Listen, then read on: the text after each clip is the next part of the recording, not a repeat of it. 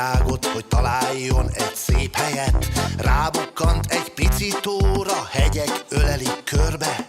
Ez lett az ő kedvenc helye, a napfényes Velence. Gyorsan be is költözött a tóparti szállodába. Vidámságot, nevetést hozott a Velence spába. Pancsol egyet a medencében, vagy megmártózik a tóban. Felköszönt, ha szülinapod van, és táncol a mini diszkóban.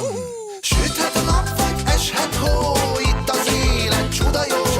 Gyertek ti is, várunk rátok, legyünk örökre jó barátok. Elefülöp és elefanni, örökre itt fog már maradni. Csupa kaland és vidám móka, trombitálnak a szólandóta. Egyszer eljött Elefanni, Elefülöp kis barátja.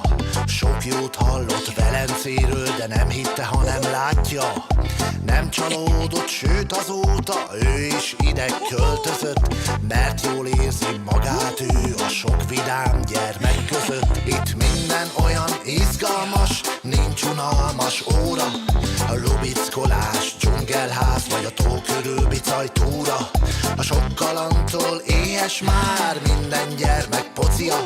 Fülöp és Fanni figyelnek, hogy elfogjon az elemózsia. Süthet a nap, vagy eshet hó, itt az élet csuda jó. Gyertek ti is, várunk rátok, legyünk örökre jó barátok. Elefülöp és Elefanni, örökre itt fog már maradni. Csupa kaland és vidám móka, trombitálnak a szólanóta. Süthet a nap, vagy eshet hó, itt az élet csuda jó.